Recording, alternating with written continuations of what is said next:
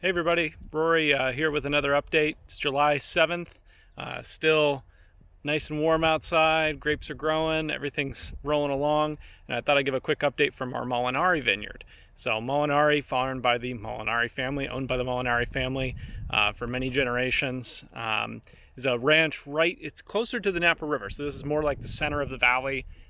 Still technically on the west side of the Napa River.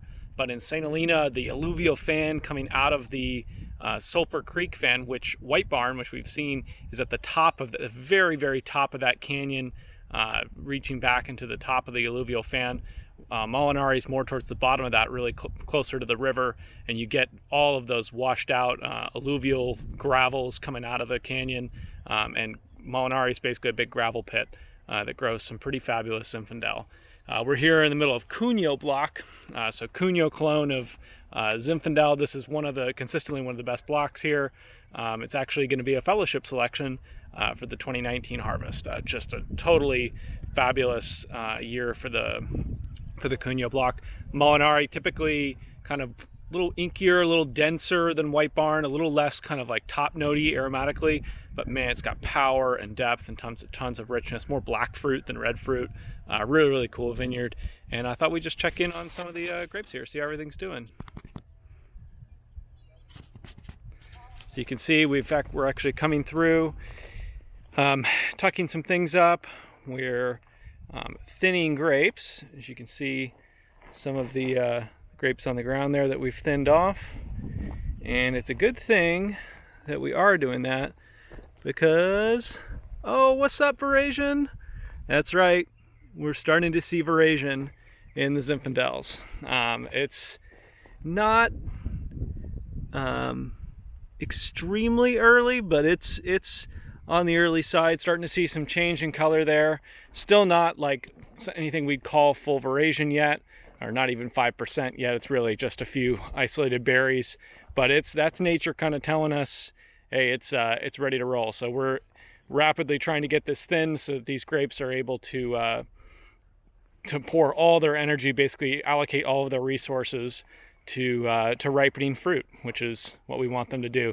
After veraison, after the grapes have already changed color, the thinning process after that is more about evening out the crop and making sure you don't have clusters that are way behind. Right now, this kind of green harvesting is what they call it. This is where you really get a chance to affect the flavor profile of the grapes. So we're racing around trying to do this as fast as we can.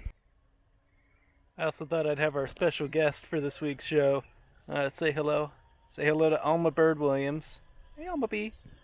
She's napping, on the job. I thought while we're here at Molinari, I'd show you a quick shot of the Dickerson block and what makes the Dickerson block unique, we'll say. This is the Dickerson clone. So Dickerson's a very famous Zinfandel vineyard over on Zinfandel Lane, and right at the border between Rutherford and St. Helena that Ravenswood has made for a very long time. We got clonal material from that vineyard and budded it here. And Dickerson is consistently the one block of Zinfandel we have that almost always is the best block of Zinfandel. This is despite being the most maddening block of Zinfandel that we grow. You can see in a couple of clusters here some of the legendary variability of Zinfandel. You have small berries, you have shot berries, you have big berries, you've got berries in the background that are starting to turn purple. You've got Zinfandel going all over the place. This is very hard to manage because you get stuff all over with ripeness. You've got unripe berries on the same cluster with raisins by the time harvest rolls around, and somehow Dickerson block always averages out to just be freaking fabulous. And I still don't understand why. But here you're seeing it kind of before the madness starts. And if you'll believe it, this is a very, very regular year for Dickerson. This is about as even as I've ever seen it. It's usually much, much crazier than this. So just kind of a cool shot at Zinfandel before I start tearing my hair out. And while it's still looking sweet and innocent. So since we're here at Molinari and you guys have been seeing some of the thinning that's been going on in the vineyards, I thought I'd introduce our thinning crew. These guys are the experts. If you've been drinking Zinfandel, drinking Merlot, drinking Cabernet. These are the guys who are making the quality happen, really cluster by cluster. You've seen all the work that goes into that. So I want to introduce everybody here because these guys are freaking awesome. We got Juan Martinez. Hey, Juan. Giovanni Hernandez. Jose Luis Cervantes. Jose Maria Rojas. Aquí estamos. Aristeo Mendoza. Luis López. Y Salvador. ¿Cómo están todos?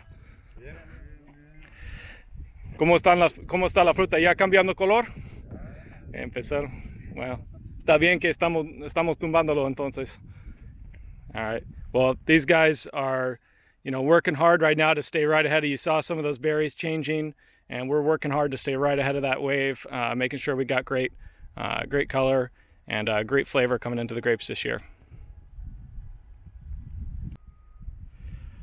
One final note from July, you might be wondering why we're just looking at this one little shoot. We're here in the Red Barn Merlot, hanging with Ceres. Hi, Ceres. And we're checking out this shoot because it's quite a bit different looking when you compare it to some of its neighbors over here. See, these guys have these tendrils coming out the top, lots of little leaves coming out. That's a growing shoot tip. So these shoot tips are still growing. This vine is still in its kind of green growing phase, its growing season. But again, flipping back to this guy here, those are mostly mature leaves at the end there. This vine is starting to sense that it's time to change, that it's time to stop growing, and that it's time to, get to ripen fruit. I couldn't agree more with it. And you can see this is a Merlot 110R rootstock vine and clone 181 here. Lots of fruit on this vine, all still green, but this will be changing. That shoot tip is basically a bellwether for the fact that all these berries are going to start changing color, just like that Zinfandel, fairly quickly within the next couple of weeks. So, just an interesting time in the vine's development where it's starting to sniff the air, and even though it's still clearly summer, it's still warm out, it's already sensing that, it's time to get a move on and start preparing for winter. It's sort of crazy to be thinking about winter in July and getting ready for the end of the year, but that's what this vine is just starting to have an inkling of right now.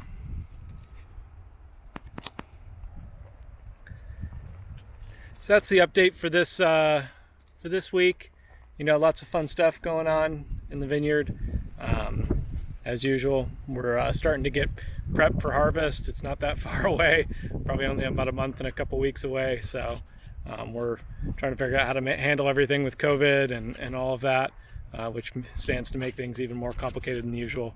But we'll get it figured out, and we're going to bring in a great harvest. I'll catch up with you with the next update. Bye.